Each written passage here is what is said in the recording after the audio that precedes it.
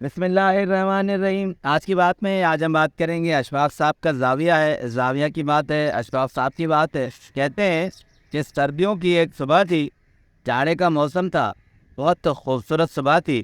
ہم بابا کے ڈیرے پر بیٹھے تھے تو ان سے کچھ باتیں سنے، مگر بابا خاموش تھے، کچھ نہیں کہہ رہے تھے۔ تو ہم جو آپس میں کچھ دوست تھے آپس میں باتیں کرنے لگے۔ ایک دوست نے کہا کہ قدرت نے ہمیں کتنی بڑی کائنات میں چیزیں دی ہے، جڑی بوٹیوں کو دیکھ لیں، جڑی بوٹیاں سینکڑوں ہیں، مگر ان میں کوئی نہ کوئی ایسا مرض ہے جس کی شفا موجود ہے۔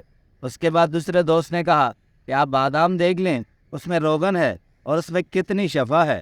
حالانکہ لوگ کہتے ہیں کہ اگر مشین سے اس کا نکالا جائے عرق تو وہ مشین اس میں لوہے کا کچھ شامل ہو جاتا ہے، اپنی افادیت کھو دیتی ہے۔ ہاتھ سے جو عرق نکالا جاتا ہے وہ بہت خوب ہوتا ہے۔ تو بابا خاموشی سے ہماری باتیں سن رہے تھے۔ پھر ہم آئے ملک کی موجودہ حالات پر، اس پاکستان کا کیا ہوگا، کیا ہمارے ملک کے حالات ہو گئے، اس کو کس طرح تبدیل کرنا ہے۔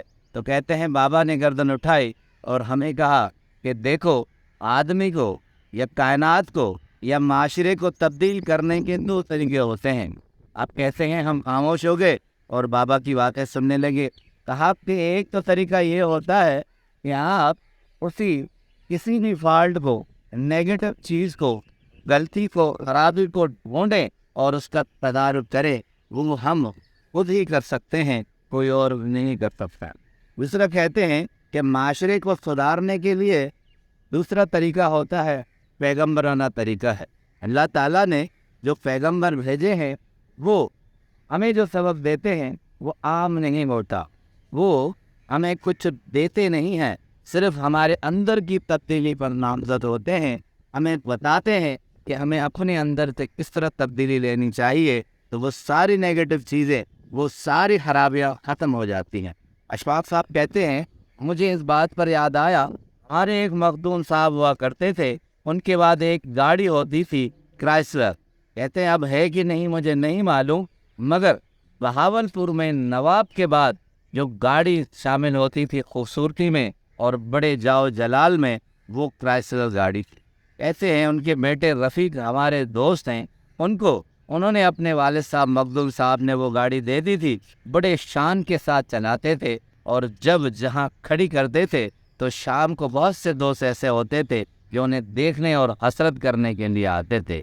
کہتے ہیں اللہ بھلا کرے مخدوم صاحب کا دنیا سے گزر گئے ایک ہی دن، اس کے بعد گاڑی مکمل طور پر رفیق کے پاس آ گئی، مگر اس دکھ کے ساتھ کہ ان کے والد نہیں رہے، چلانا چھوڑ دی اور کھڑی گئی۔ کہتے کچھ عرصہ ہو گیا، نوبت یہ آ گئی کہ ٹائروں میں سے ہوا نکل گئی، وہ اینٹوں پر گاڑی کھڑی ہو گئی۔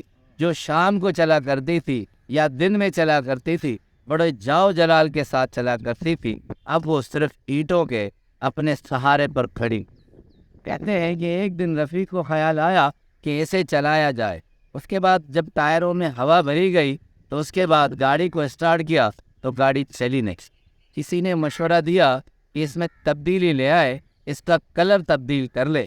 اب انہوں نے دوسرے دن کاریگروں سے رابطہ کیا اور اس گاڑی کا کلر تبدیل کر لیا۔ اشفاق صاحب کہتے ہیں جس طرح بیگمات کو کہا جاتا ہے کہ ڈرائنگ روم سے چیزیں تبدیل کر لے، گھر کے ساز و سامان دوسرے لائیں یا ادھر ادھر کر دیں، اس طرح انہوں نے اس گاڑی کا رنگ تبدیل کر لیا۔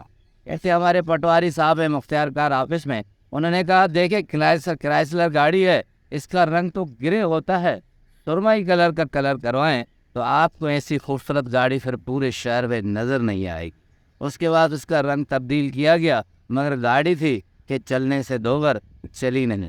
کہتے ہیں کہ ایک بھلے مانس درویش آدمی نے اسے کہا کہ دیکھو، جو باہر کی تبدیلیاں ہے اس گاڑی پر کچھ بھی فرق نہیں آئے گا، آپ اندر کی تبدیلی لے آئے، اس کے اوزار کو تبدیل کرے۔ جب تک آپ اوزاروں کو تبدیل نہیں کریں گے یہ اینٹوں پر ہی کھڑی رہے گی، ہوا بھریں گے یہیں شو روم میں کھڑی رہے گی، آپ کے گیراج میں کھڑی رہے گی، وہ آگے نہیں چلے گی۔